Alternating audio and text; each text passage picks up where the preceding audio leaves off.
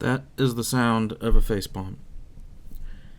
I was working on some other videos, and I can't believe I saw this, but the reduce blue light setting is being recommended for a picture setting. That is not what that is for. It is not going to improve your picture in any way. That setting is if your eyes are sensitive to blue light from a screen, and you get headaches from looking at a screen.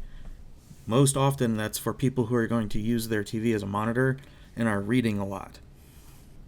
It is not going to improve the picture at all. You are literally reducing the color blue from your image.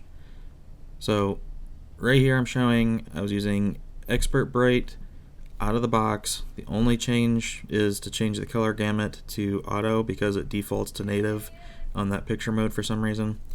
And you can see the errors are under 3. It's not too bad. It's a pretty solid out of the box setting right there. And now we're going to turn on the reduce blue light option, and I was just going to cut to the end of the result, but partway through I'm like, you got to see this in action as it's happening. It is that bad. My mind is blown that this was recommended at all. White is made up of an even mixture of red, green, and blue. So if you're taking away blue, that's not just setting your color temperature to warm to make it accurate. No, this is literally harming everything about your picture.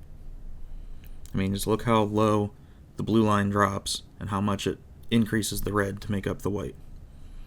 Now it's going to switch over and start doing the color tests, and literally every color is off by a much higher margin, and blue is just skyrocketed.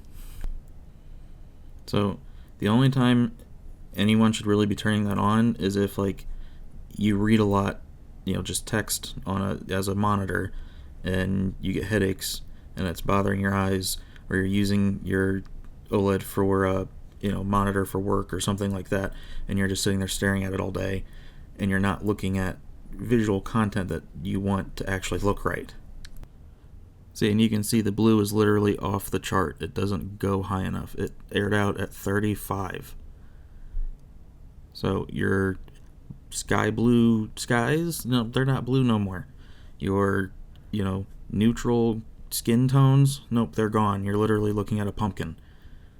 So do not use the reduced blue light setting trying to improve your image quality or picture on the LG C1 or any of the OLEDs or really any TV ever. That is not a setting that is to improve your image quality. Alright, now when this is about to be done here, go back through and show no other settings were changed. It was only enabling the reduced blue light. Then I'm going to switch over to some other stuff like the Spears and Munzel disc, show a couple scenes on there, how just god awful it looks when you enable that setting, and then switch over to the skin tone, Nicolas Cage's face to be exact. So I don't know if I'm going to keep talking through the rest of this, but so now that this is done, hopefully no one will enable that reduced blue light thinking it's going to make their picture look any better. If you need to use it because you're getting a headache and you're reading text a lot and staring at the screen a lot, whatever, and you're looking at something, doesn't matter what it looks like, okay, go ahead and use it. But if you're trying to make your movies, your TV, or your games look better, do not touch it. Keep it off. Here, I matched up the camera to the TV actually pretty darn good this time, and you can see just how white that is. That's how it should be. And now it looks like there should be ash and lava and fire falling from the sky right there. It's horrible. So anyway, I'm gonna get back to doing better settings video. I had the one previously, but there is a mistake that I figured out that I want to correct, so I have removed that video. What had happened was I was using the Disney WoW disc as well as the Xbox patterns, calibration patterns for contrast and brightness settings to ensure no clipping, and those are fine to use. But now having the Spears and Munzel disc, there's clipping patterns on that disc that are much more involved, and they actually show different color clipping. And so having the contrast too high, you can have it where white is not clipping, but the colors are. It removes some of the finer color detail. So I'm going to redo the previous settings videos just to make that correction on the contrast and brightness, because I don't want to have misinformation, and if a mistake is made because of something like that, you learn something new every day. So I will correct it and remove it instead of leaving it up trying to get more views or whatever. Like it boggles my mind why people will leave up misinformation on purpose, even if someone explains to them, it's an accident, whatever, they understand. It should come down. So that's what I did. I took the videos down, going to redo them, because I really do want to just give you the best, most accurate settings that you can get without having to pay for calibration.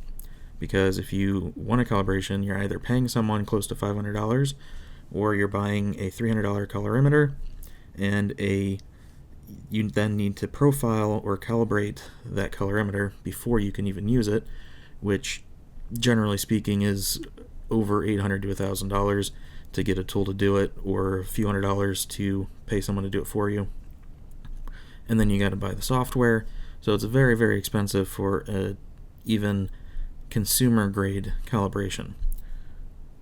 So if you can get near that quality, or at least as near as possible to that, without paying any more money, that's what I'm trying to help whoever is watching these videos achieve.